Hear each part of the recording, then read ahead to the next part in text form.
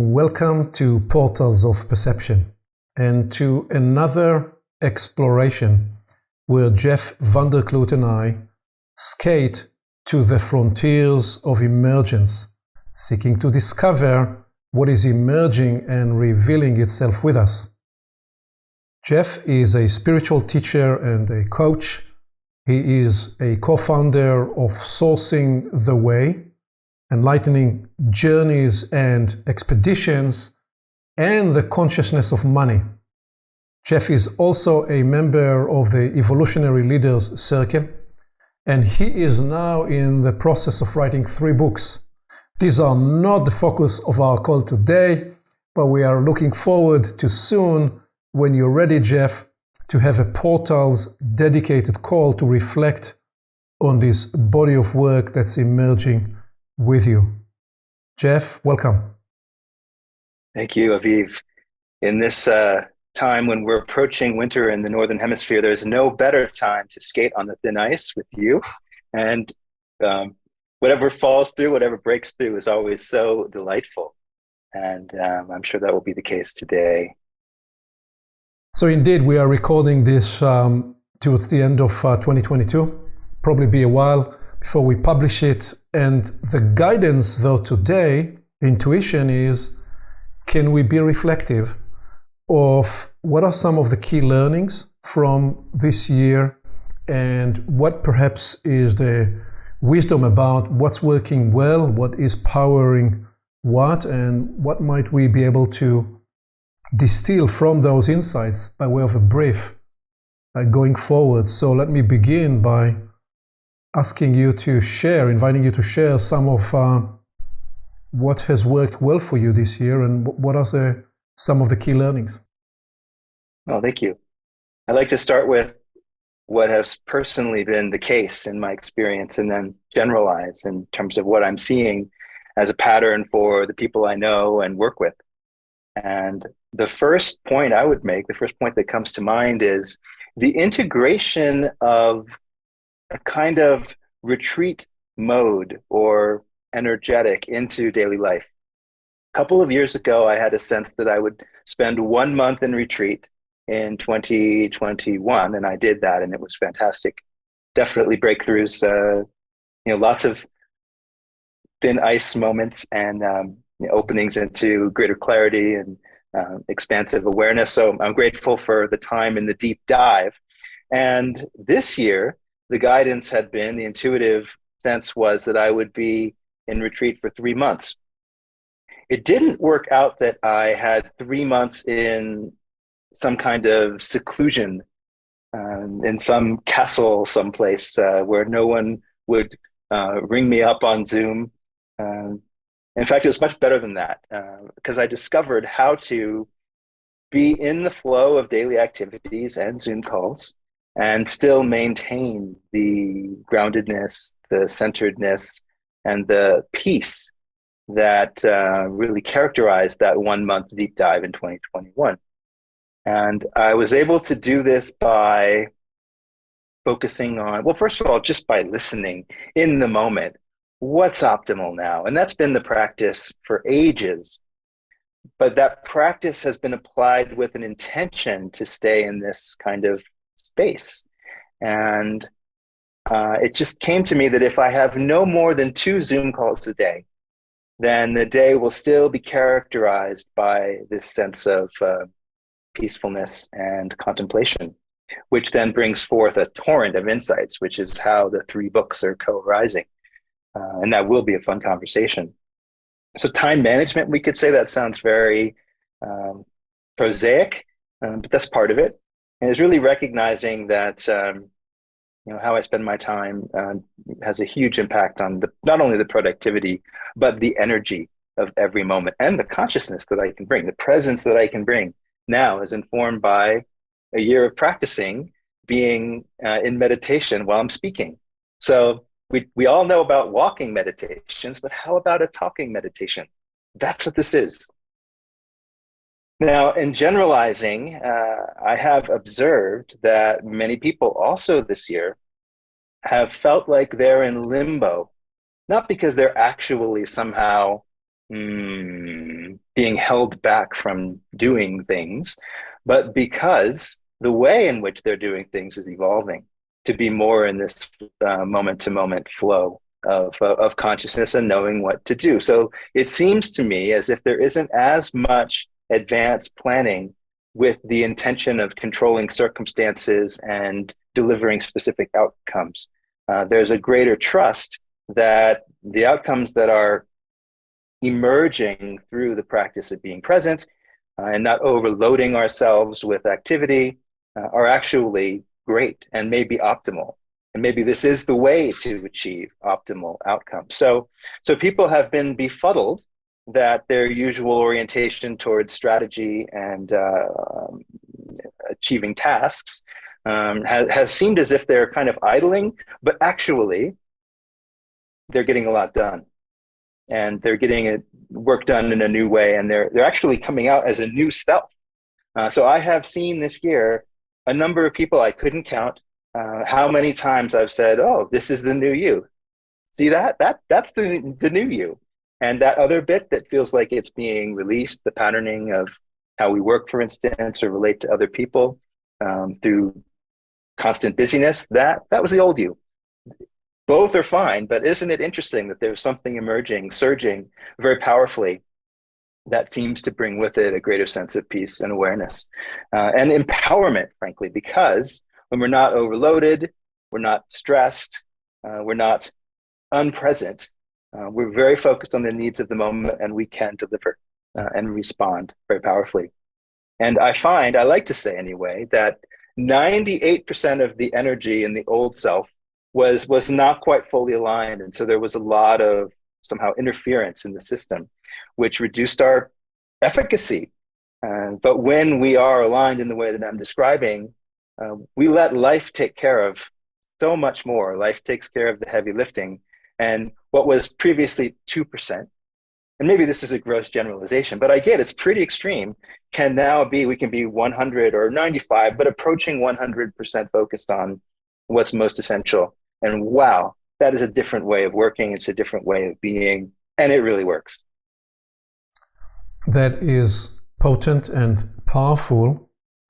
Number one. Number two, already is seeding some of what we want to develop in this conversation in part two, as we look to reflect on the five selves or the evolution of the five selves. And I would say I've heard three underlying insights in your account, and I have one specific practical inquiry. The first insight is you are in this space that you are describing. There is a complete total awareness that you are first an energy being, and by being present, by attending to your inner state, to your energy, to the space you occupy, right there is tremendous release of possibility. The second insight is when you talk about the 98 and 2, the two insights that emerge in that. In the Feldenkrais method, which is a genius body of work, there is a concept that's called parasitic work. Parasitic work is when the muscles are working not to produce any throughput, but because the orchestration, the configuration with which we sit or stand or move about is not optimally, functionally organized. Therefore, there is parasitic work that's not producing throughput. What you're describing as the old self is a construct where there is a tremendous amount of parasitic work. And the second dimension that comes into that is actually related to one of the breakthrough pieces that I do with corporate leadership teams when I frame for them the distinction between displaced conversations to efficacious conversations. And I describe specifically that displaced conversations are conversations that emerged that are not sourced at the point of true need or true pain or true concern, where for a variety of political, cultural, inhibiting reasons, We are not talking about the real issue, but we are talking about a displacing, masquerading issue, and how that leads to a conversation that goes in circles but never produce efficacious results because we are displaced from that originating need.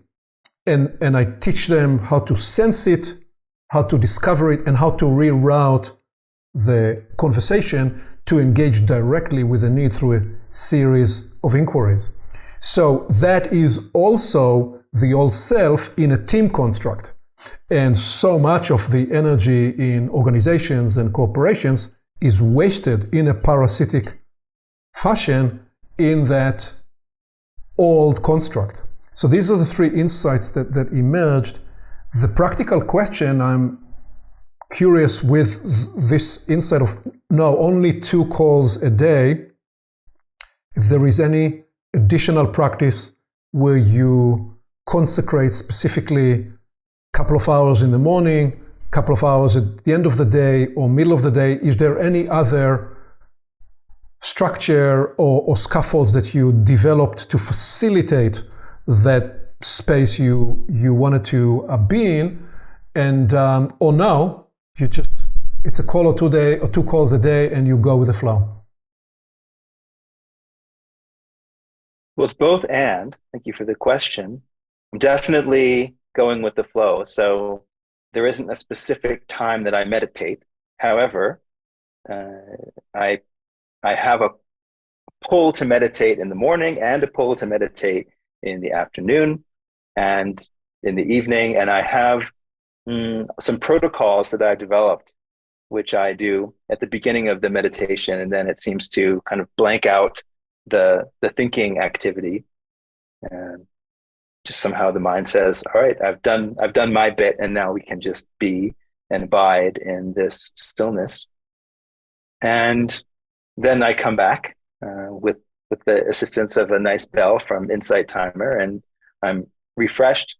And frequently, I have insights into the work, the books that are being written. And so I go and I attend to the insights right away. That's the first thing. One exception is if I'm meditating and the mind is engaged, it's more of a contemplation, and that's fine. Not saying thinking is bad. Monkey minding probably doesn't help very much, but that's not what I'm talking about. If some ideas surge in the meditation and there are 3 or more, then I press pause on Insight Timer and I get up and I attend to them so that I can go back into the meditation without feeling like, hey, don't forget that idea that just came, which is important. So it's a fun dance with presence and doing, including within the meditation. So there's a meta-awareness that just being in meditation isn't always what's optimal. Sometimes life has another plan and you have to push the pause button. Now, as it happens, today is day 205 that I've used Insight Timer sequentially. So we'll see what happens when I get to 365, whether there's some kind of celebration. Well, so in this again, there is an insight that where you're framing that meditation is a space to create and facilitate a certain inner state, and spaciousness in yourself and access to the presence that's arising with you. And at the same time, you are mindfully aware that when something of a particular nature, an insight that relates to your work shows up, you actually are called to attend to it. This is not lesser, it may be a higher function in where you serve as the conduit or the facility through which this articulation, this intelligence stream is choosing to appear, and it's absolutely appropriate to respond to it. I'm just seeding this because this is going to be there is a whole conversation for us there about meditation and contemplation and the self-orchestration and the mastery of these processes, and how do you facilitate what. I will ask just one last question and then I'll offer some of my debriefs. Do you sometime enter the meditation with an inquiry that's working in the background about a specific space or theme or idea or concept where you're seeking insight and then the insight will appear in the meditation, or no, they appear on their own account just because they choose to. Again, it's both and. Sometimes I'm about to embark upon a project, let's say writing a letter of reference for a Guggenheim Fellowship, which I've been doing the last few days. And that isn't something I've done before. So I'll meditate with the invitation and a kind of welcoming of any guidance that can facilitate that process and produce a letter that is of extraordinary benefit for all parties. And other times I'll be working on one of the transmissions in the book that's titled Beyond Every Teaching, and I might feel that I've gone as far as I can go with a particular revision, so it's time to have some kind of reset within consciousness. And what I find often is when I come back from meditation, the calibrations that I do in terms of how much awareness I have or consciousness is available, the calibration shifts. So something has been reprogrammed or opened up in that state of emptiness when it is empty, which is often. Beautiful. Well, so here are some observations about what worked well and framed by way of a brief in case it is of value and in case it resonates for anybody who is coming on this journey with us. Number one, relax and release resistance. Relax and release resistance. And what that really means is follow the law of water. Follow the law of water because the way water flows carries the intelligence of following the path of least resistance. And this is not because of being afraid to confront resistance when necessary. That may happen too. There is simply wisdom that's inherent in the way that a process or an endeavor, a project reveals itself to you. So that's number one. Number two, listen deeply inside and listen for guidance. And I found this year that the whole science of listening and space making, which we have touched, is expanding in a major way in this event that we've had this weekend that I'll refer to in a bit when we talk about the Five Selves. I found myself for the first time describing the 20 or 30 or 40 different ways that you can listen by way of, you can listen by being centered inside your solar plexus. You can listen by being 2 inches in front of your solar plexus and sense the resonance there. You can listen by being focused on the edge of yourself, and you can listen back, not in the solar plexus, but an inch or 2 deeper back in yourself, let alone listening with different spaces in your field. So there are so many different ways of listening, and this is far and beyond what I generally describe as the 4 levels of listening, which is more the genericized way I speak of that when I work with leaders, where we talk about not really listening, multitasking, number 1, number 2, cerebral listening, number 3, listening that is more attuned to emotion and energy, and only number 4 is listening with presence or active listening. Beyond that, there is listening level 5 and listening level 6, which are listening that is ready to encompass a whole loom as the intelligence of whatever it is you're in emerging. And what I'm describing now is engaging different dimensions and space within your space as part of the faculty of listening. In other words, not just listening with your ears or listening with your brain, but listening in the throughout whole person that you are becoming by bringing the focus of the listening to different parts of yourself. So that's number 2, which is listen to guidance and attune and discover the other ways that you can listen. The third practice is that I found this year is daring to be experimental, daring to try to play with new configurations, new cosmologies, begin new endeavors, new collaborations. That has been very helpful and nourishing this year. Number 4, to deeply attune to the permanent line inquiry. So I just asked you whether you enter meditation with inquiry. We have discussed in the past this idea that there is inquiry as a technique, as a methodology. There is inquiry that's arising in the moment that you may want to articulate.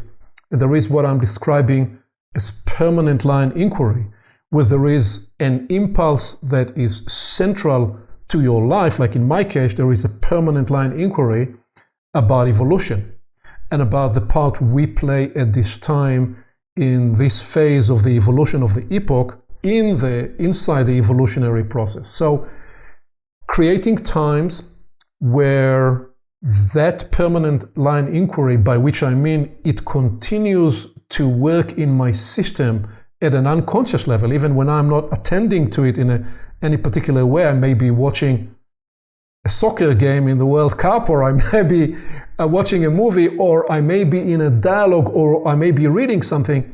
The permanent line inquiry continues to deliver insights all the time, a lot of the time in a surprising way, from and through seemingly unrelated spaces. So there is that sense of finding new ways to forever be attuning to the emergent product of those permanent line inquiries, and especially to what liberates what powers what enhances what. My number 5 is to center on the perennial, perhaps the eternal value. So for example, this is a universe that loves movement. We see how there is joy when we observe our toddlers beginning to move about and beginning to walk, and how they enjoy and celebrate that.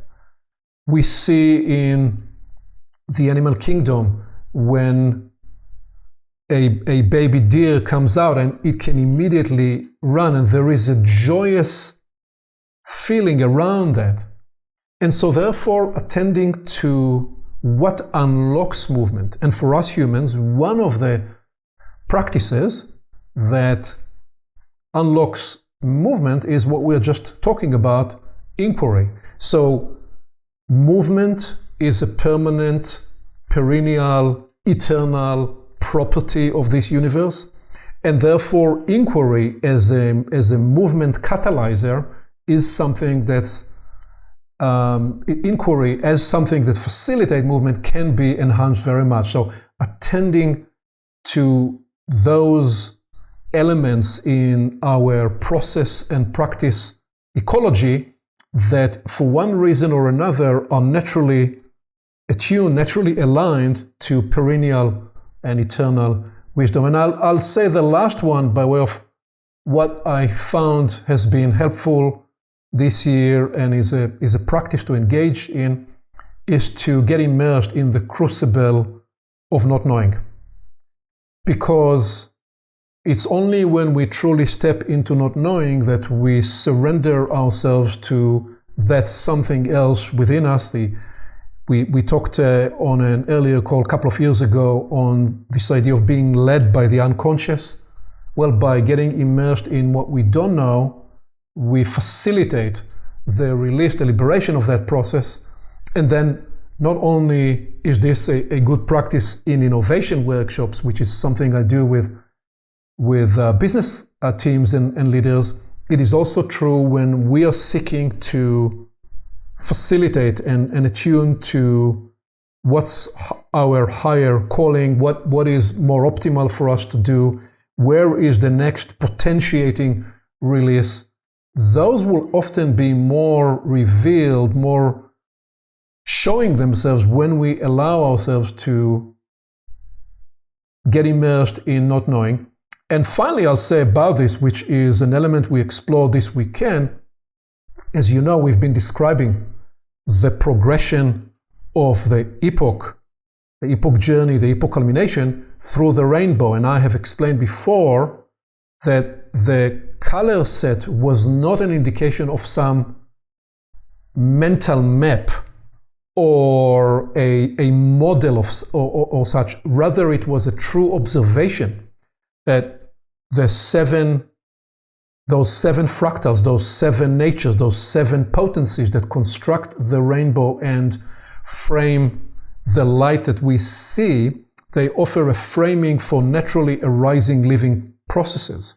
And so wherever we are engaged in the story of human evolution, the functionality of the sevenfold structure is revelatory in that it tells us a story that each of those colors, they represent a function in a sevenfold system.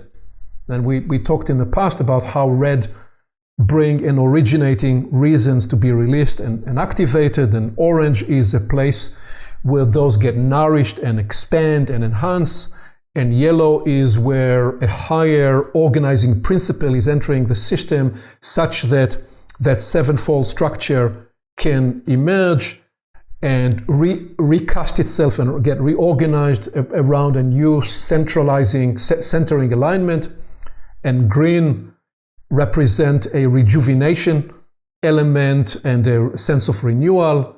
And blue is where conflicts and contradictions and polarities get integrated and regulated. So blue throughout the epoch we described as a place where sometimes justice and freedom and liberation, sometimes they will appear to be opposing each other, sometimes they will appear to be working together. And when we told the story of the epoch, we found those examples.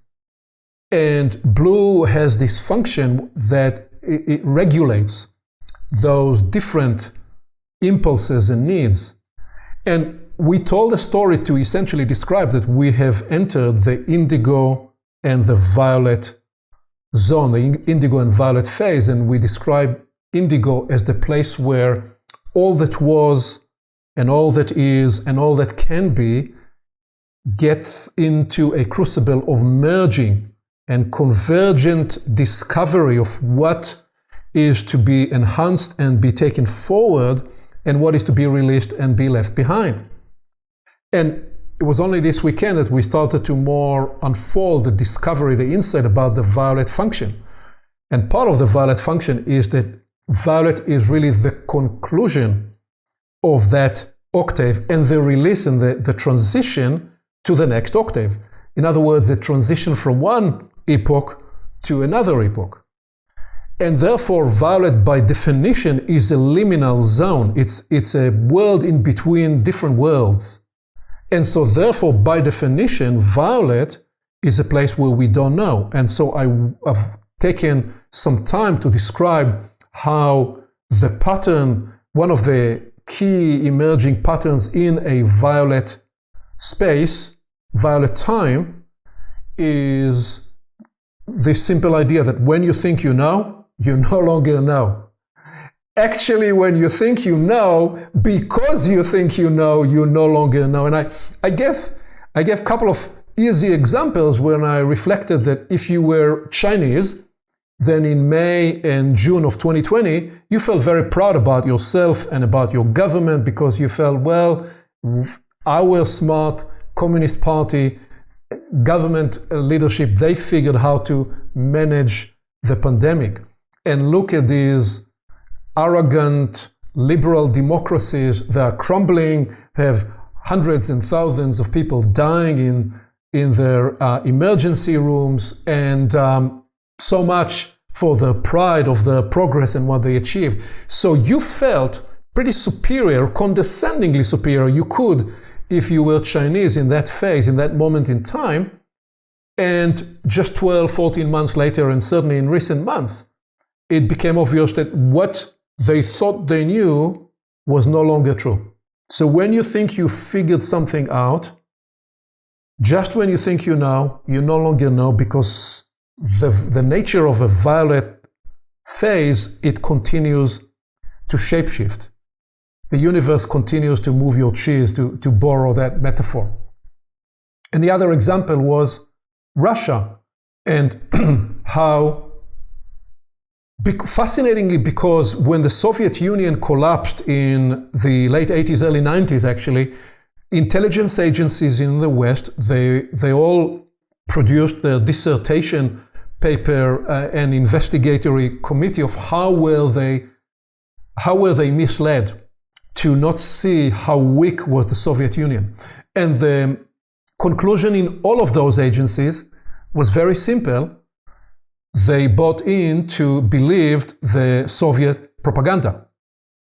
So how is it possible that just 32 years later, a similar occurrence took place where the entire Western world truly believed Russia, the story it told, and how it persuaded the rest of the world that Putin was the most savvy strategic leader, and that Russia was going to take Kiev in 48 to 72 hours.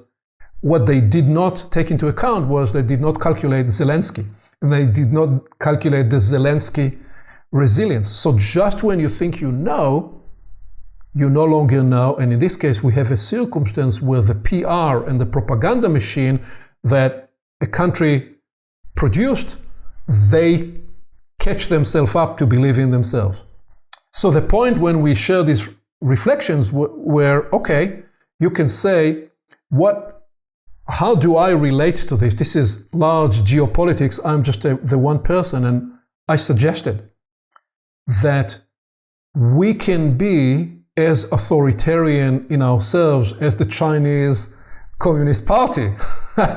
And you may say, I'm never authoritarian towards anybody in my life, but guess what? If you're dogmatic about how you think your life should be in just one aspect, and you're authoritarian as the Chinese Party are towards their people, you may be, as you are authoritarian towards yourself, authoritarian towards the people around you without you even intending.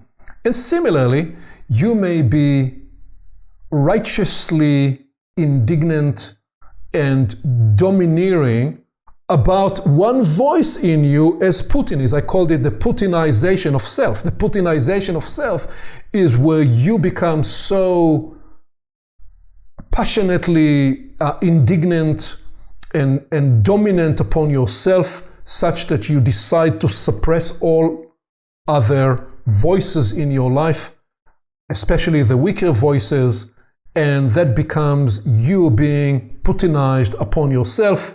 When you do, you often are, in some way, in a subtle ways, into your environment.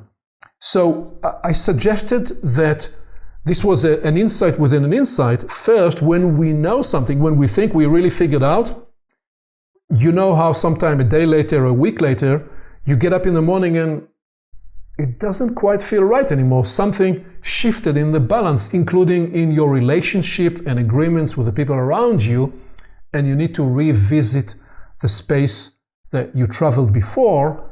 And then there is in this the insight as to why do the work of disarming what is often called in the world shadow work, but really is attending to those patterns. And my invitation and message there was, you don't need to have had traumatizing parents who were unintelligent about how to raise you, and because of that you carry trauma, and because of that you need to go to therapy and do shadow work. No. Just because we are alive at this time, all these patterns are latent in us. So we would be wise to proactively attend to all these patterns. And by the way, I share this with you, Jeff, because it's a great way for me to pay attention to it in myself and to invite myself to this very awareness. So these are just some of the things that emerged in the What Worked Well, and this idea of getting immersed in not knowing, and this additional insight that emerged from it about the indigo and violet phase of the epoch. And the last thing I'll say about the epoch, because it relates to where we are heading next, is this is not a chronological story of the evolutionary progression of the epoch. The fractals of the red and the orange and the yellow and the green all the way to indigo and violet, they emerged from the beginning of time. And in terms of the directionality, we are now in the culmination, the increase of the indigo and violet in a major way, which is partly characterizing the chaos that we are experiencing in the world. And there is a lot more to unpack and decode about that. So I said there quite a bit. Let me pause here and let you play jazz with whatever resonated. Thanks, Aviv. Well, there were many points where I noted, oh, I could riff on this, I could riff on that. But I will start with the point that if you see it in the world, it's in you. And to just know, let it be a postulate if it needs to be, a first premise that there's one pattern and you're in it and you're it. And different, it's kind of like on an equalizer, you might turn up different levers to get different frequencies to be more expressed. Some will be more expressed in your embodiment. Some will be more expressed in Putin's embodiment. But if you see it in Putin, you got it. There's the phrase, if you spot it, you got it. So that leads me then to take radical responsibility. If it exists, if it's in the world, if I perceive it or misperceive it, it's in me and there's work to be done. And on deep levels, our creatorship is profoundly responsible for the whole world pattern. And so I'm willing to say, okay, the buck stops here, truly. And let's see what happens if I meditate on the resolution of the piece of the pattern that's showing up as the Ukraine conflict, for instance. We can all do world work because we all are the world. We all are the eyes of the world. And in the past, you have framed this particular idea in the sense that you don't have to work on at the personal level. You can work at the transpersonal and the archetypal level and do the work there, which is what you are now framing in this. So this is a delicious segue to the idea of the individuation project, the emergence of the self, the evolution of the five selves. And I want to try and lead us into some of the discoveries that emerged with me in and through this process. Just before I go there, is there anything else you wanted to place still in that context before I begin to open that? Well, there's one other point that I'm getting wants to be spoken. I don't know how it weaves into where we're going, but this notion of the permanent line inquiry. And what I was really feeling and hearing and calibrating is life is a permanent line inquiry. Mm-hmm. Maybe we know it, maybe we don't, maybe it's subconscious, maybe we're just completely unaware that our life is, our whole life, the arc of our individual and collective experience is an inquiry. That's liberating and that's empowering because we can explore, we can listen in all those ways you described for, well, what is the inquiry? And as we can name the inquiry and align with it, inhabit the nuances of the inquiry, that's one way of making the 2% that I talked about into the 100%, inserting ourselves into exactly the right place and time for maximum service to the whole and the whole pattern.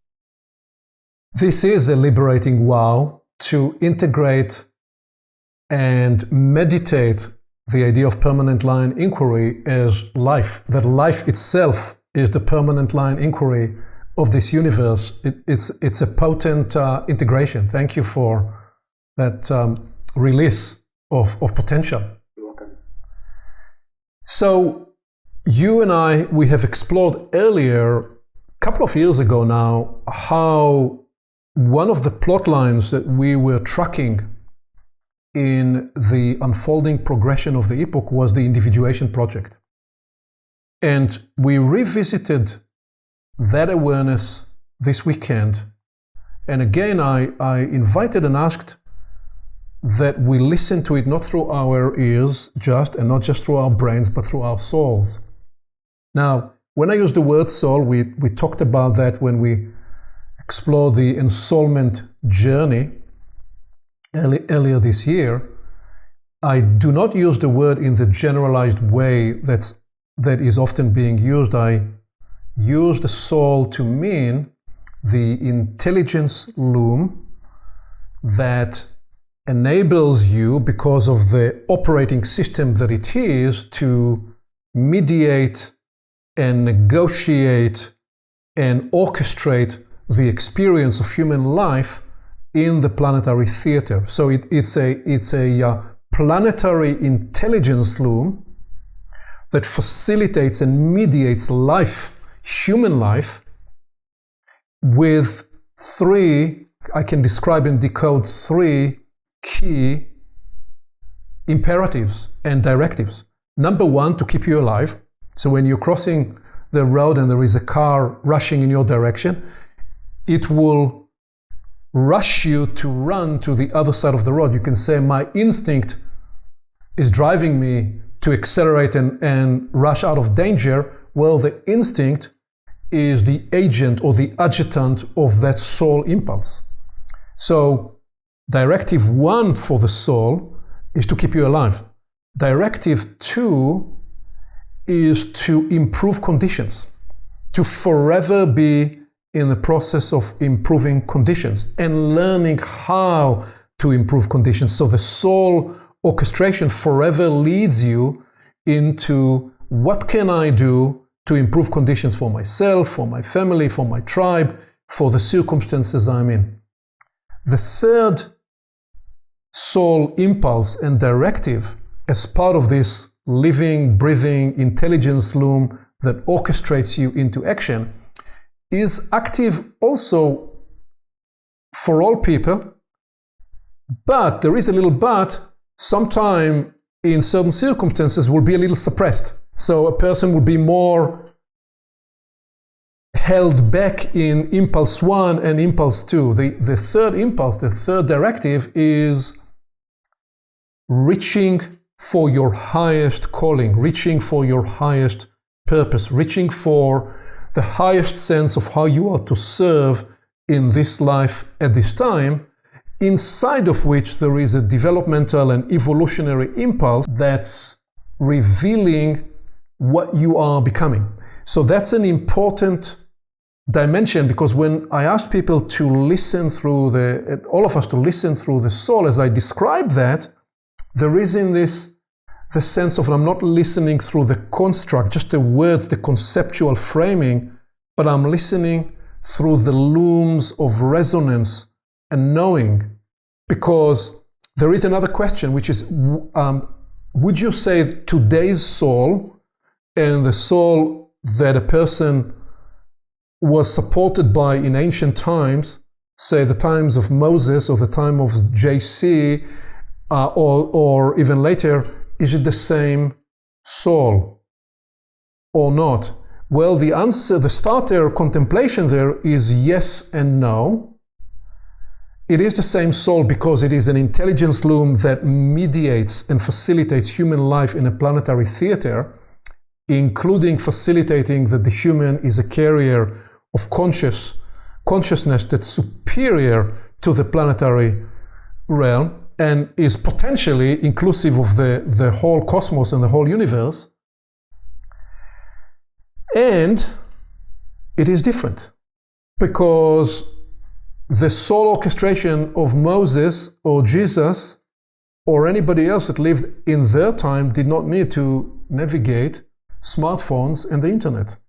So there is so much more that the orchestration of a living experience of a human life at this time needs to negotiate and mediate and orchestrate and integrate, all of which is facilitated by the loom of intelligence that the soul is.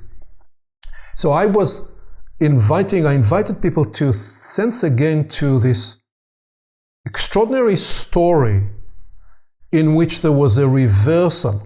Because part of the larger permanent inquiry that we engaged in was, what is this quote-unquote program of the epoch that the epoch progressed through, if there is if we can use such word. And we reflected on how when you go back to ancient times, certainly to even hunter-gatherer tribes, you lived so much in the consciousness of the tribe. You did not experience yourself in the individuated sense in the way we experience ourselves today, Jeff. I'm not saying that if you got cut on your arm, if you got wounded, you did not experience the pain in a personalized way. You experienced it in your nervous system. So you certainly experienced it in your body in a personal way. But even that experience, the consciousness of pain, the consciousness of illness, certainly the consciousness of mortality is very much in those early stages, and even into the axial phase, the axial revolution, the phase of major institutional religions arising in the world. We're still seeing human life largely as a property of the tribal configuration, and inside that context. Although there's some bigger names, bigger than life names that we can mention about those ages, in some way they are, just because we know some individual names, in that there is already a seeding of, oh, the trajectory of life is about releasing an individuation, and there is a reason and a purpose for the individuation project. And we were describing how that was going through over the last 2,000 years, and in a minute I'll bring some slides and name some names and place some categories. But what the initial story was that when you looked through that, the reversal principle was how you traveled from a sense of tribal consciousness to individuated consciousness. The construct of the self is emerging through the Renaissance and the Enlightenment into the modernity project. Certainly when we enter free market economies and people can build businesses and propagate ideas, this is where we see a major acceleration of the individuation project. And when we come to the middle of the 20th century, and Jung is with his pronouncement about the individuation as the gateway into the Aquarian age, and Maslow with the idea of self-actualization, and later towards the end of his life with self-transcendence, those are some ideas of where the project of the self and individuation was heading. But what we then paused on, still in one of our earlier calls, was how that led to an arresting, distorted outcome, where in the last decade or two, especially powered by the internet, powered by social media, the big cry, the big scream is, let me be me, let me be me, let me be me. And the let me be me means I can construct my world according to my desires, my hopes, my beliefs, my inventions, my including madness and insanity, if I so choose, in a way that's divorced from any other organizing principles or natural laws or how the universe works, or what are some of the permanent lines that are operational through life and the theater of life. And when you pause the story there, you say, what went wrong? Where was it that the individuation project that we are about to in a minute describe had a purpose and carries a profound purpose? Why was it locked and arrested in the distorted hysteria, you can almost say, of let me just be me, in a way that's divorced within the permission of postmodernity from anything else that carries any organizing principle that you could recognize as a natural law? So that was the journey you and I have reflected on already on an earlier call, and the additional nuance to the journey that I'll add now, and then I'll make a pause and let you comment on before I then bring the second and the third and the fourth and the fifth self-individuation, is that so people now often like to talk about this idea that the myth of separation that emerged through the Enlightenment, and I've spoken about this also on several portals conversations, how that led to a distorted construct and led to a lot of the problem of separating the inner and the outer, the human and the more than human realms, and so on and so forth. But I would position here a very important awareness and insight that's part of the story of the epochal progression. there was a need. There was a real need, if there is such a thing as a progressive evolutionary program, there was a real need to facilitate individuation, and part of the individuation journey needed a period of separation. Because the human needed to discover the separate, individuated self, to take full responsibility, as you just alluded to a minute ago, and also to facilitate the activation of a certain machinery that's part of the human, and I'm about to describe in a minute as part of the facilitation of the activation of the first and the second and the third selves, and that machinery is part of the unique individuated capacity of each and every human to unlock, and that could not be activated as the machinery that engages life and human life with the universe unless we go through some phase of separation and individuation of, oh, am I really on my own? Yes, you are in a phase of the journey to birth the connected, universally attuned and joined person that you can be. And this is where, in this model that people often like to reflect on, this sense of dependency, independency, codependency, actually dependency, codependency, independency.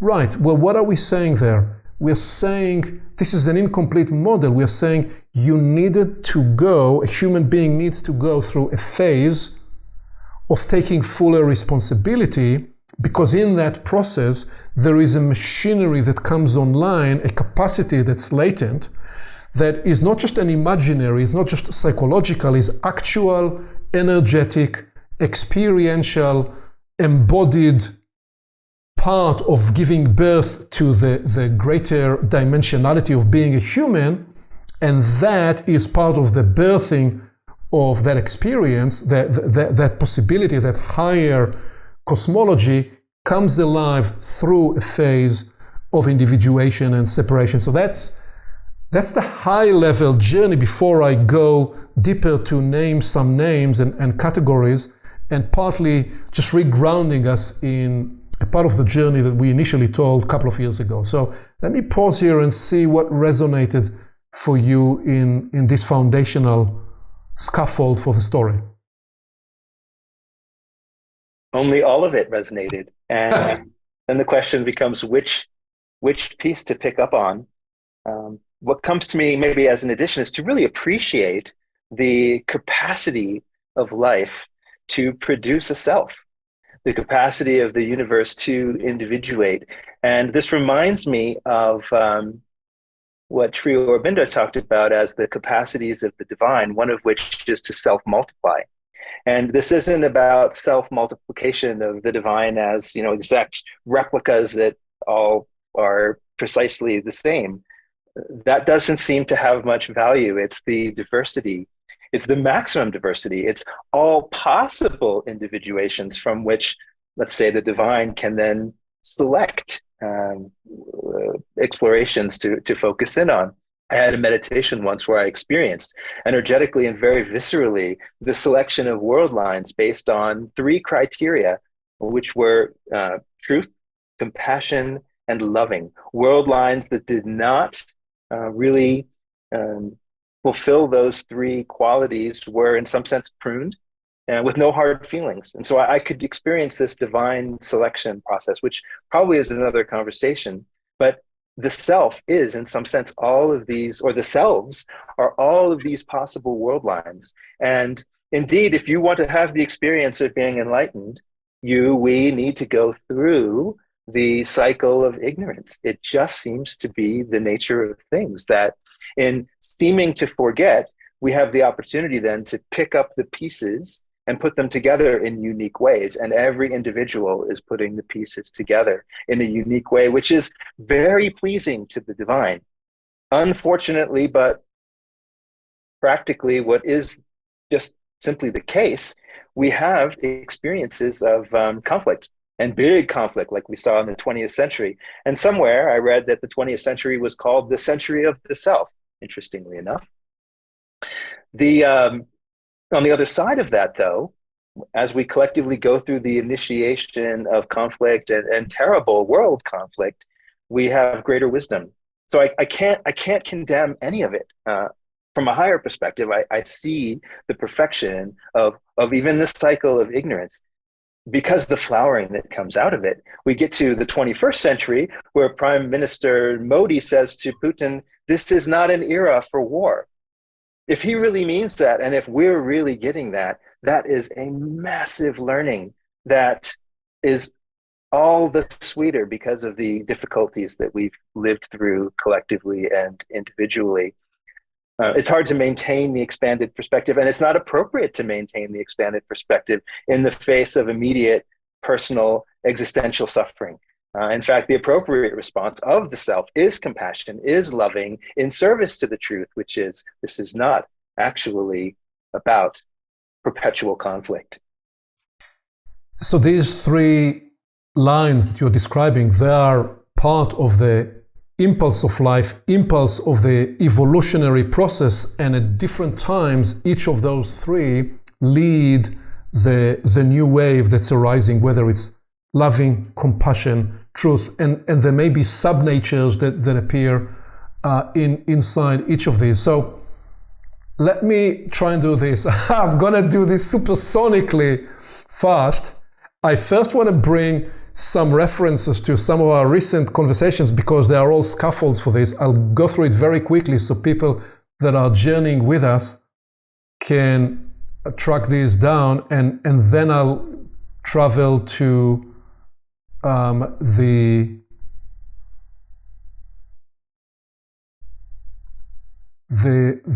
journey that we are engulfing and exploring today. So this is something we've done a year ago, more than a year ago, when we explored in a conversation we called Homo Universalis Activates, and we focused on shadow work, but named these other cultivation fields that we describe as part of the Homo Evolutus and Homo Connectus as catalysts for Homo Universalis.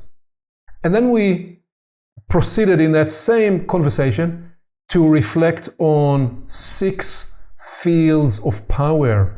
We described that the idea of the healing powers, the blessing powers, the perception powers, the integration and creative powers, transmission powers, and connective powers were some of the fields of power that were coming alive for this idea of Homo Universalis.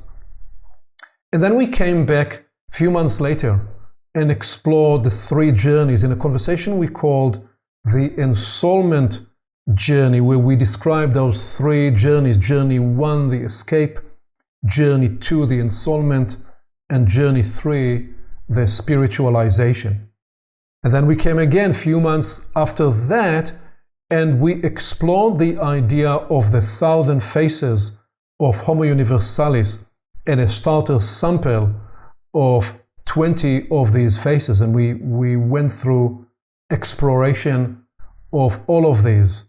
Now, I bring these up because we are about to go on a fast pace, more surveying the landscape of the epochal inquiry journey with 5 conundrums, and then lead into the 5 selves. So these I'm about to quickly run by you, and then I'll make a pause before we actually go to the 5 selves.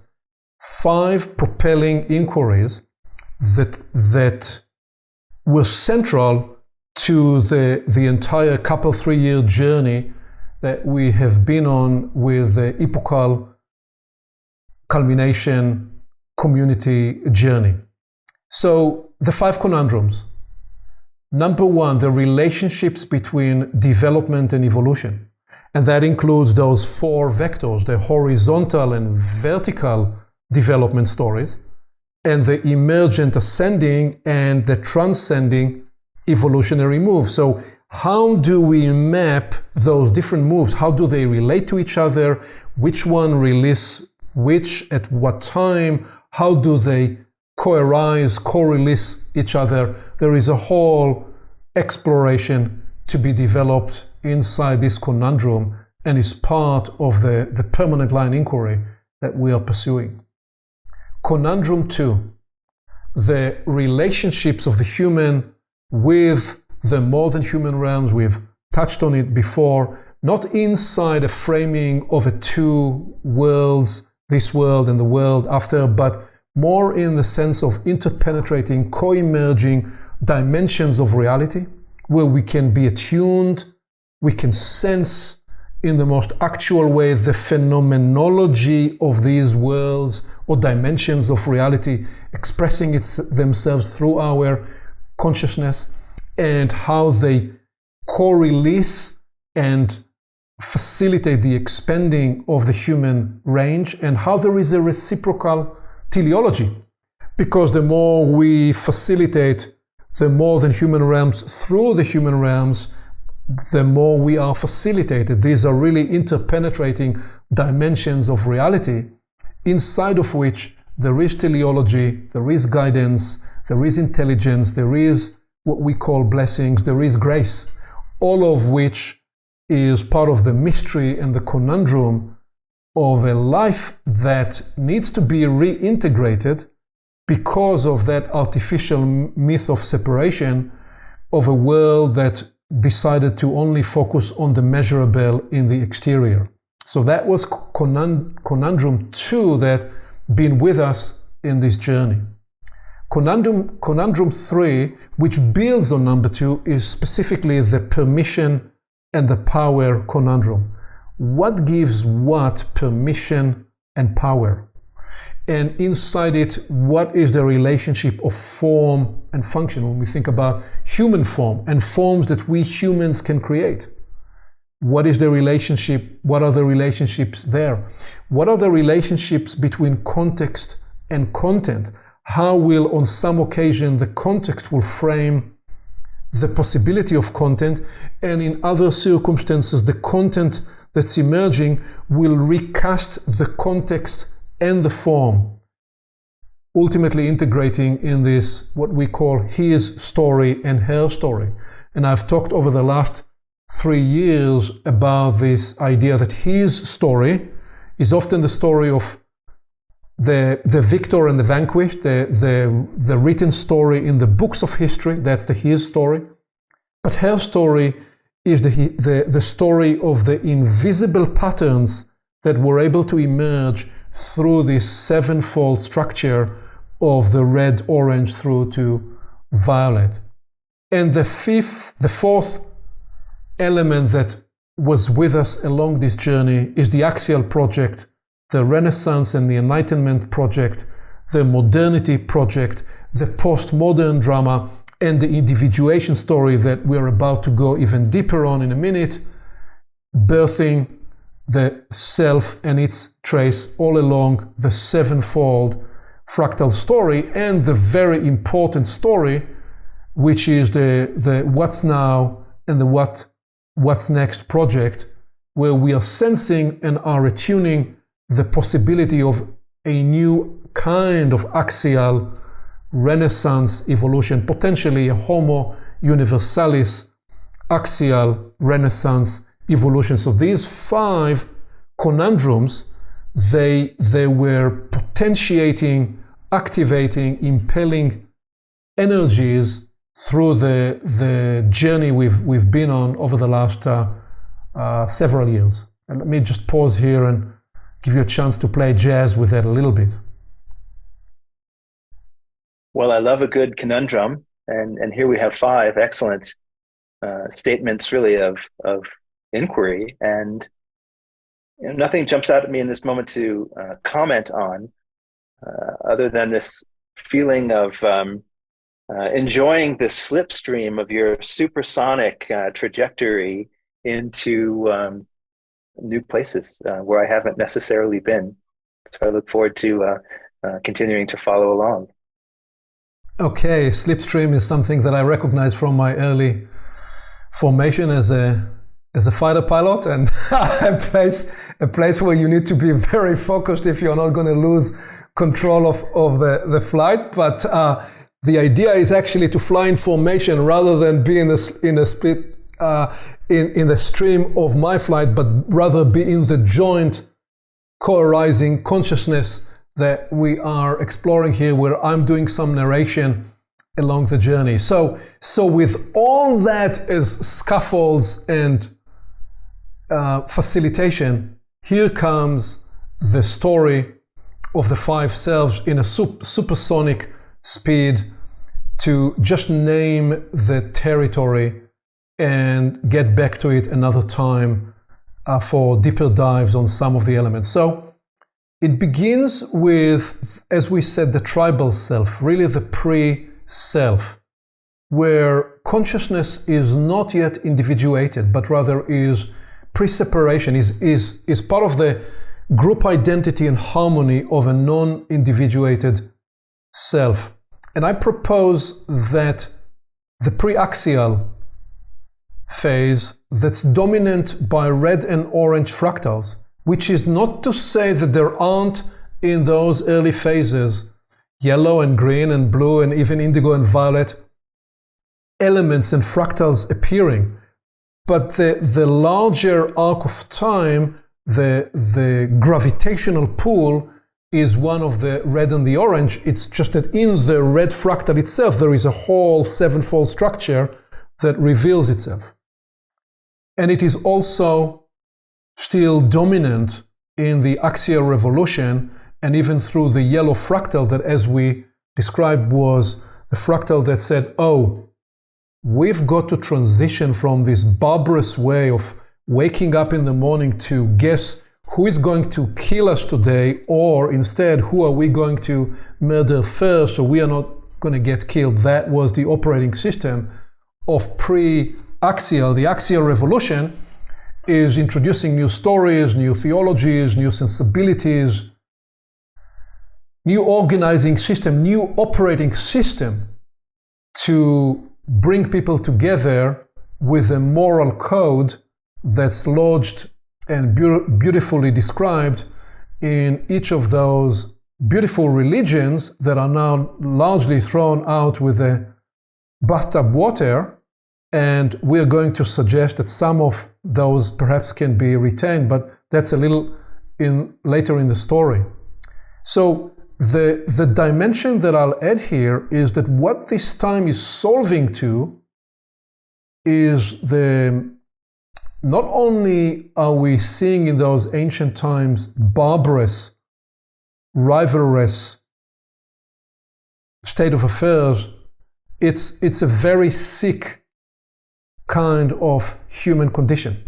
Not only that so many people are dying with birth, but there are many illnesses that you can describe it as the gangrene of the soul of that age, of that time. And part of what the development trajectory and the axial revolution, what they come to solve, is what I'm describing as a low conductivity moment in the evolution of the epoch. And we will describe how the epoch gradually over time begins to increase conductivity, and how this time we are experiencing now are times of greater conductivity, which partly is what is responsible for the confusion and the chaos we're seeing in the world. But guess what? We're heading into a fantastically more conductive times that are part of the rerouting and the recasting of what's occurring on the planet. So that's a bit of a hint to where the story unfolds. So as I quickly evolve the story, this is a huge leap. The leap from a tribal self to the first self-individuation, what I'm describing as the planetary you, where you are beginning to be able to recognize the sense of self, the discovery of self, the discovery of the experience of self, the discovery of strength and weaknesses and the needs of the self. This is a dramatic evolution. And at different times, we would need to pause here and actually not just process through this, Jeff, as a construct, as a mental construct, but be in the meditative soul abiding to sense what does it mean that a tribal self is giving birth to a planetary self, and how that transition is a non-linear transition. It's a huge leap that's occurring. And I am going to now describe on the right side of the slide, again, these are not linear progressions, so sometimes it will move forward and backward. So these are time markers rather than an exact map, because it is helpful to now bring another huge leap, which I'm describing as the second self-individuated, the chalice you. This is a very advanced stage. I'm mapping it here earlier in the journey, but it's a hugely advanced stage that in many ways only coming into fuller activation later in the last century or two. And we are calling the activation miracle. The miracle that human life can become self-authored, that you can author a unique set of connections and combinations, and that you can take ownership and responsibility to self-regulate. So the seeding of these extraordinary, remarkable progressions in the evolutional story and the release and the birth of the self, they begin to be seeded in the Renaissance and the Enlightenment. And they are propelled and energized by what I'm describing as the green fractal. But I don't want us to misunderstand and think that because I placed them on the slide here, that this is something that has been done with or was complete in the 14th or 15th or 16th or 17th century. No, the project of the 19th and the 20th century still driving this. It's just that for a variety of reasons that we don't have the full time now to unpack.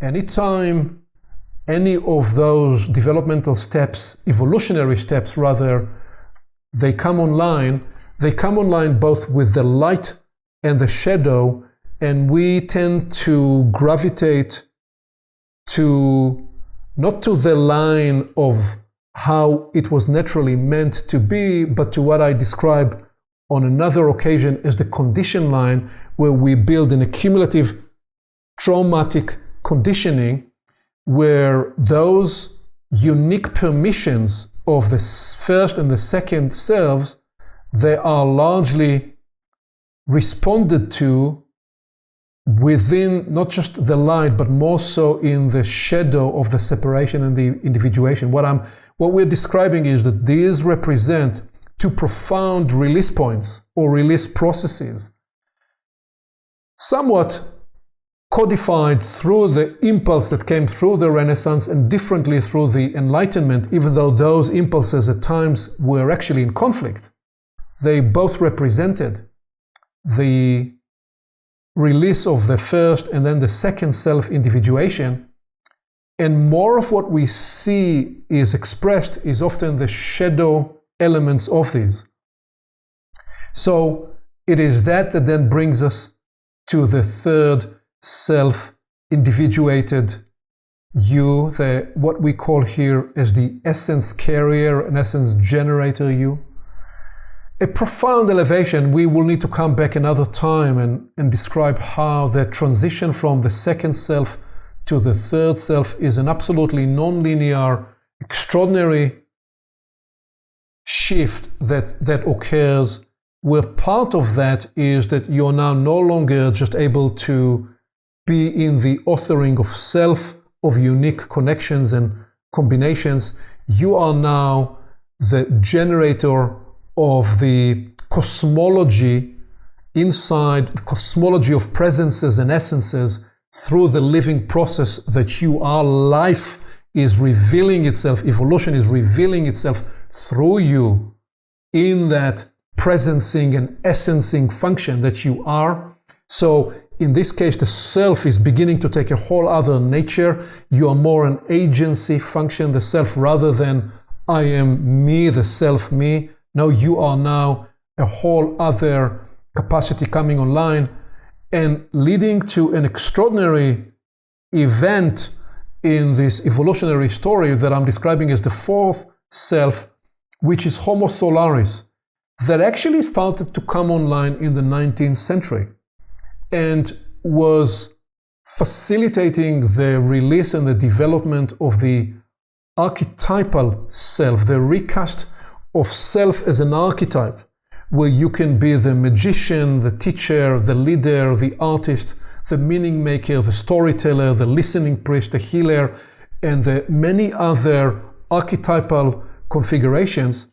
And Homo solaris, because you now get to bring light and life to a whole solar system of possibilities. And once again, because of the condition line where we are more captured by the condition line of the human experience, we are giving expression to it more along the line of commerce and the creation of new businesses, which is wonderful because those release tremendous possibilities for us. But that entire second, third, and fourth self potentiating trajectory is partly captured by a meritocratic culture, which is fine, but inside the context of a culture and an economic model that is cannibalizing the planetary resources and is releasing mechanism that will drive greed through money on money return. And we are finding ourselves locked in a system that is using those capacities that are coming online more inside a limited range that is releasing and accelerating the economic miracle of the last 200 years, but inside an extractive paradigm rather than a liberating, universally aligned, potentiating capacities as these are meant to originally be. So that's why I'm mapping these very much alongside the modernity project, the time when we're building systems, we're building institutions of knowledge, we're building institutions of arts, we're liberating knowledge and art and capacities. We are facilitated by the Industrial Revolution, the technological revolution, all that I'm describing to be associated in part with the blue fractal, which is to do with building systems and governance and regulation of the system, both for the large system and the regulation of self, all of which is important when we are seeing that what we are solving for at this time is applying those new powers, applying those new powers very much, not just the light, but more so in the shadow that's created by this evolutionary progress, evolutionary surge, evolutionary desire, which leads me to the final reveal here, but I feel that I need to make here a pause and give you a chance to just comment to this before I bring the fifth self.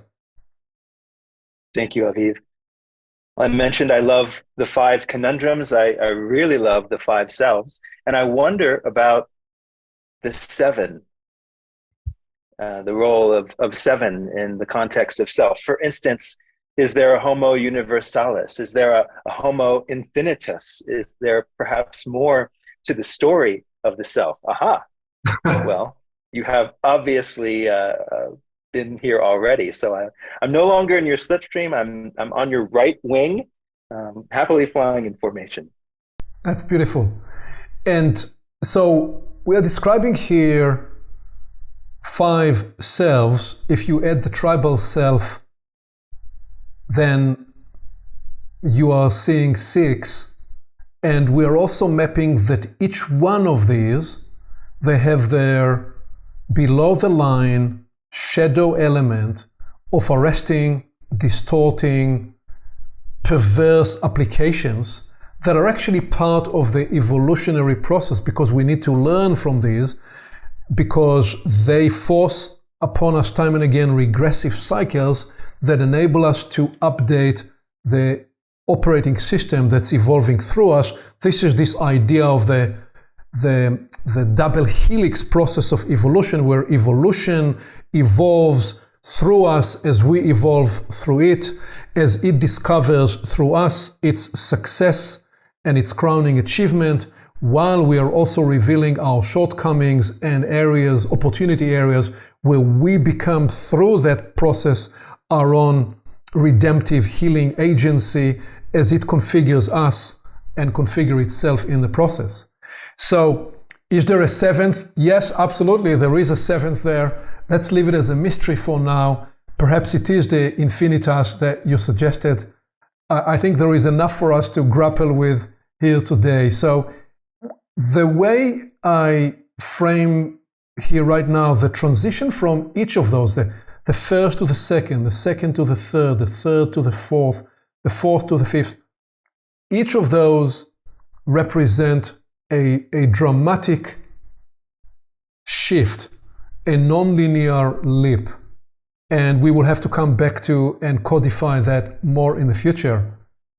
Where we started to describe the 1,000 faces, the 1,000 universalis faces and functional capacities, what we started to explore there, Jeff, is a capacity that has come online, is coming online, where the reversal principle is showing up again in its tremendous beauty.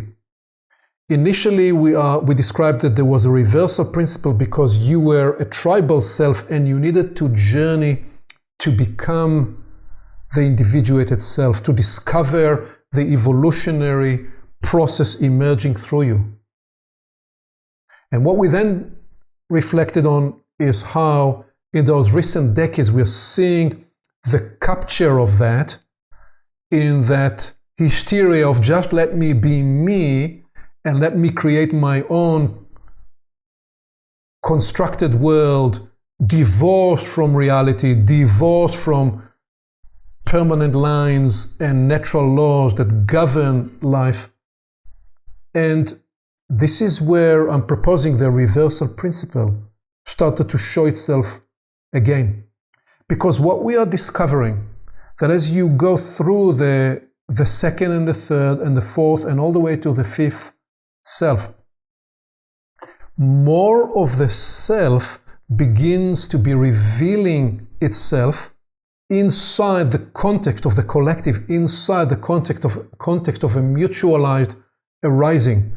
In other words, you and I, and many people coming along for the ride with us on this journey, already know that you can be in a circumstance working as a teacher, as a facilitator, as a friend, as a companion, as a nurse, as a doctor, and you will step into a situation that's unknown and unpredicted before, say, even 5 or 10 minutes earlier, and it will reconfigure you to respond to its needs.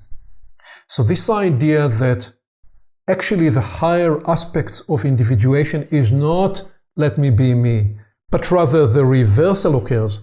Let me discover what the circumstance needs me to be, and let me be reconfigured by its arising need and arising intelligence. That is part of where we are seeing, especially what I'm describing as the emanatory cosmology of self, where I've found, and I'm sure you have found, you can be sometime in a course of 1 or 2 hour workshop, you could be shape-shifting through half a dozen or dozen different configurations, functional configurations. That's what I mean by the symphonic emanatory cosmology of self. We are mid-process, we are mid-journey with a small or large group of people, and it needs me to become the listener, and I become the listener. And a few minutes later, I need to become the wise coach. I will for a minute become the wise coach. Or I will need to become the healer. I will step into the healing capacity. And then it will shapeshift into capacities and functionalities that don't have names and are often integration of 2 or 3 of other capacities. The poet, the mystical storyteller, the humorous comedian, whatever the circumstance needs you to be, because you are no longer in service of yourself, of I just need to be me. You are now revealing those higher expressions, higher dimensions of the self that are being revealed through the mutuality, through the community of purpose with others, through the collective endeavor, through the stepping into functional agency for others, with others, as the emergent process of the discovery is pulsating and emerging with you, through you, with others, through others, as it continues to shapeshift. Beyond our need to identify that this is you and this is me and name this and name that, we're actually at the point where it is, the process is sourced by this idea that we are describing as the new universalis axial renaissance project, which I'm describing as part of the indigo violet fractal, where we are co-emerging in a universe that is getting potentized with and by increasing conductivity, bringing all that has been latent with us from the beginning of time to come online. And in many ways, everything that has been prophesied by so many wise teachers, wiser certainly than me and you perhaps, I don't know if wiser than you, but wiser than me, and that have seen this shift that was coming, that we're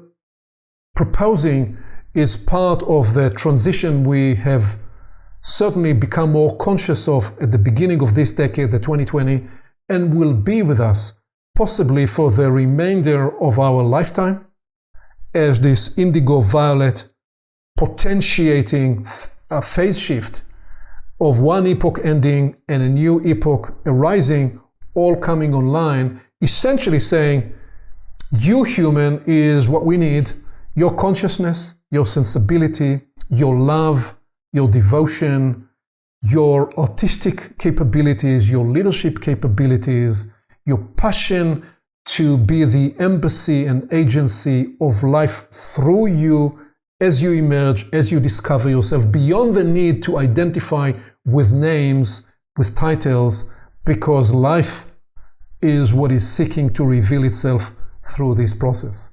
That is the abbreviated landscape of the story of the emergence and the birth and the evolution of the 5 selves.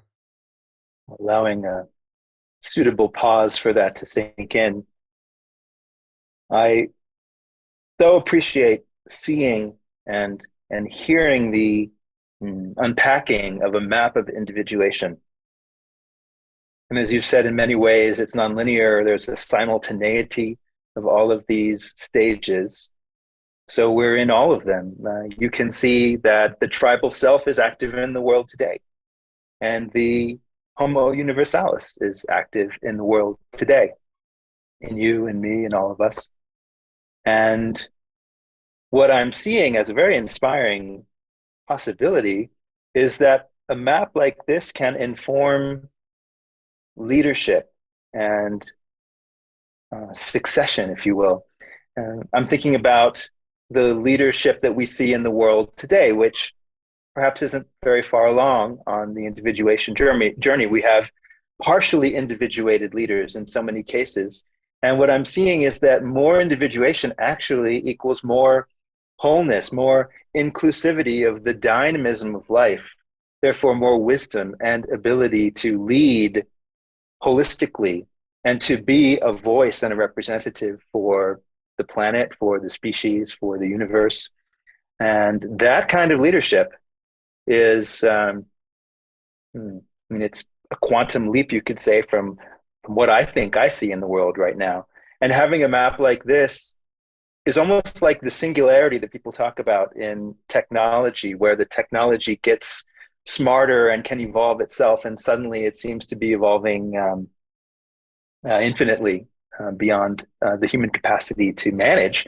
And I see that consciousness has no such limitation. So as our consciousness sees the whole pattern like this, our consciousness collectively and individually goes to work in realizing the higher possibilities, such that the wicked problems we see in the world, the insoluble, intractable issues with pollution and even the nuclear proliferation, which is back in focus now, suddenly those problems are actually infinitely small in comparison to our capacities as fully individuated humans and leaders. So this work has legs, my friend. Indeed, and what you are hinting to is that not only is this an activating map for leadership, because, for example, servant leadership begins in the chalice you. And another time we will come back to this and describe in greater depth why we are naming that in this way. But a servant leadership will begin in the second self and will have a new release, a new discovery in each of the dimensions that we are mapping after that. So there is a leadership map to be developed here. There is a map of healing processes and elevations to be mapped through that. There is a map of educational and teaching capacities that are coming online. There are businesses and business models to be developed. We're describing, and yes, there are other concurrent framings arising all over the world with many other people. They're all intuiting what we're describing as the universalis potential, where a new civilization, a new axial Renaissance civilization, universalis civilization, is seeking to arise, where it will need to do several things. It needs to heal all that's broken, if not all, the majority of what's broken. It needs to avert the civilizational threat that we are facing, because we are potentially on a civilizational elimination trajectory on number of vectors through number of the crises that are part of the meta crisis. So whatever operating system will need to emerge will need to avert those risks, heal some of the big wounds and traumas and conditionings, and release this potential such that there can be a co-creative emergence. And if somebody says, well, you're painting a utopian picture of human nature, I'll say, well, the two ways to respond to that. First, nothing wrong with painting utopian. Second, I will say utopian is just simply a word used by some to describe what is being developed as a prototype attempt inside the crucible of discovery in the skunk work journey of the evolutionary process with those cells that are becoming aware of themselves in facility for the evolutionary process. So I don't see this to be in any way a holding, something that's holding us back, but rather something that's accelerating us. And I don't think that utopian story is a bad one. I prefer to think of what we are describing here, though, as a prototyping story of the evolutionary work as we are discovering it through our own endeavors with the communities, with the teams, with the organizations, with the people we work with. And we're trying to name simply what we are experiencing already in terms of its seeding, knowing that what is arising now is dramatic in its velocity, in its intensity, in its power. And last thing I'll say about that is, and that whoever is trying to put the genie back in the bottle, so to speak, and reestablish an older 20th century blue fractal paradigm is not going to be successful. The new operating system that's trying to arise is of the nature of the indigo and violet, which is why we would need to come back to map more of what that means in the future. And we're ultimately all summoned to be co-creators. Nobody has proprietary, nobody owns this.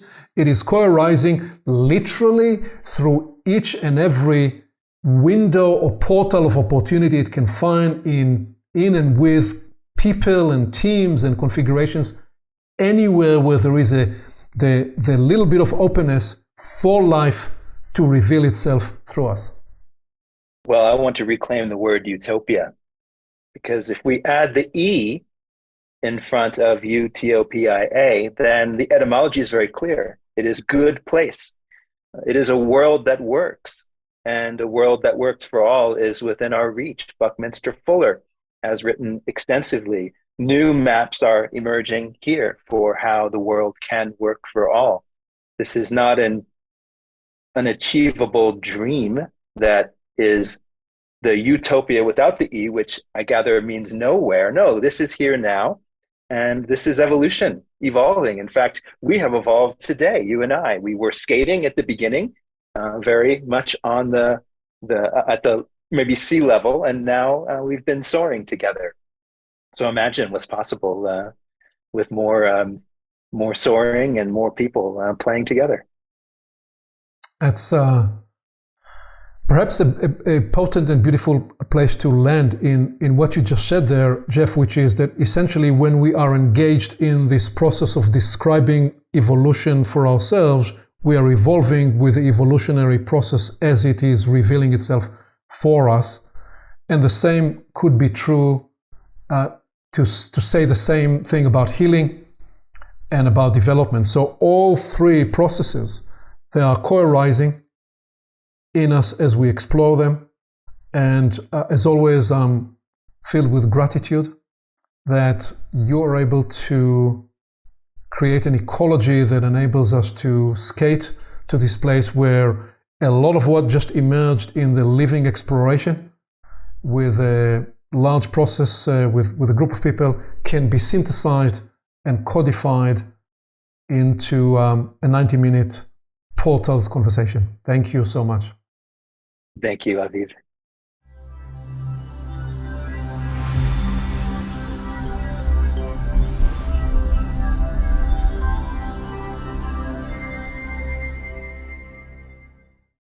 Along with our website at portalsofperception.org, Portals is also available on YouTube and on all podcast platforms, as well as social media. You can become an active member and join the conversation in community events. And you can help us get the word out by liking this content and by sharing it with your friends.